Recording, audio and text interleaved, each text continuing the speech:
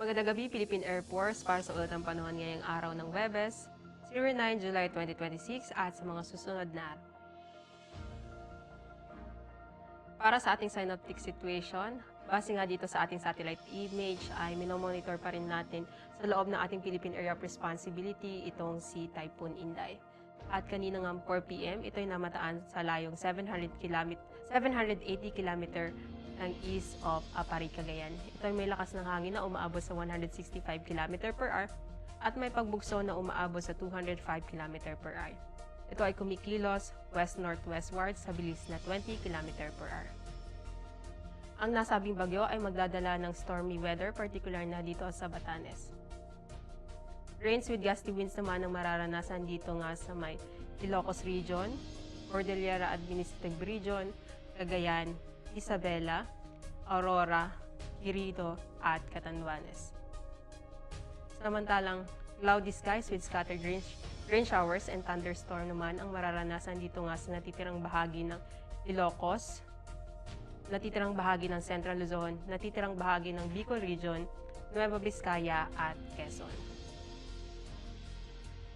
Southwest monsoon o habagat ang siya naman makakapekto dito nga sa may Palawan, Visayas at Mindanao. Magdadala ng occasional rains, particular na dito nga sa may Mimaropa, Western Visayas, Negros Island Region, at Zamboanga Peninsula.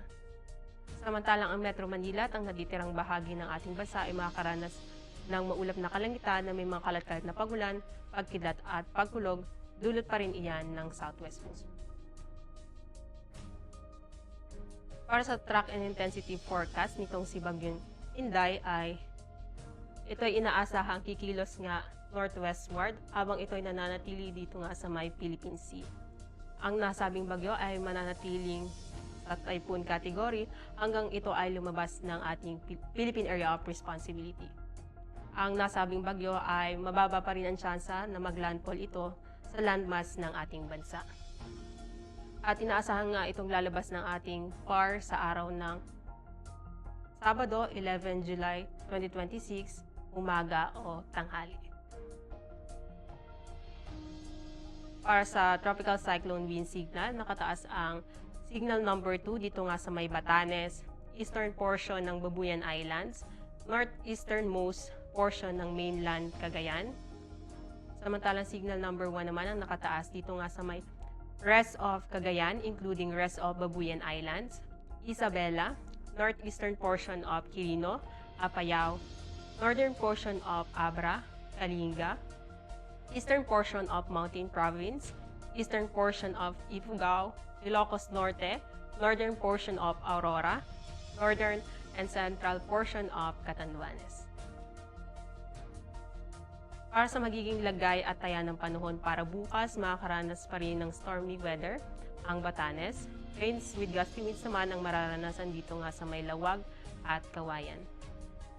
Occasional rains naman ang mararanasan dito nga sa may Puerto Princesa at Iloilo. Samantalang ang Metro Manila at ang natitirang bahagi ng Luzon at Visayas ay makakaranas ng bagyang maulap hanggang sa maulap na kalangitan na may mga pulupulong pagulan, pagkidlat at pagkulog. Sa Mindanao ay makakaranas din ng maulap na kalangitan na may mga kalat-kalat na pagulan, pagkidlat at pagkulog.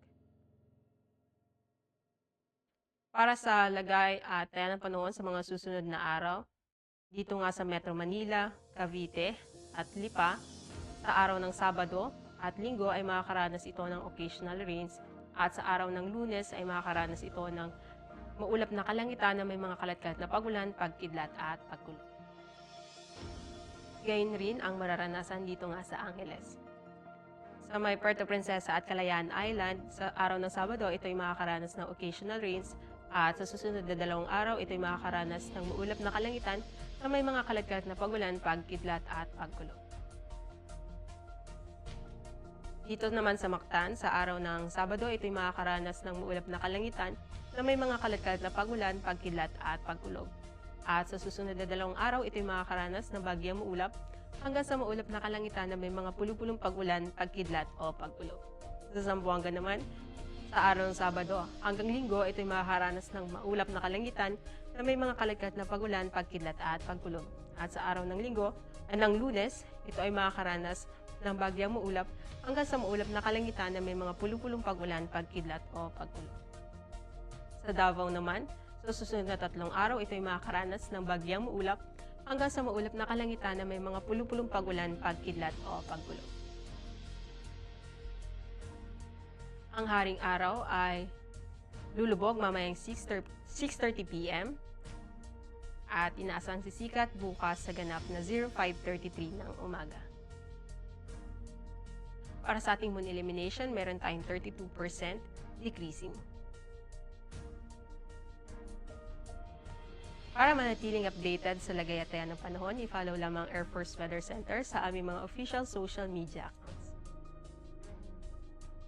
At yan lamang latest update natin sa weather. Sa ngalan ng aming commanding officer na si Colonel Hermelino T. Calubiran Jr., PAP GSC, ako si Sergeant Rosemary Diles Reyes, Philippine Air Force, Weather Broadcaster ng Air Force Weather Center. Muli, magandang gabi, Philippine Air Force.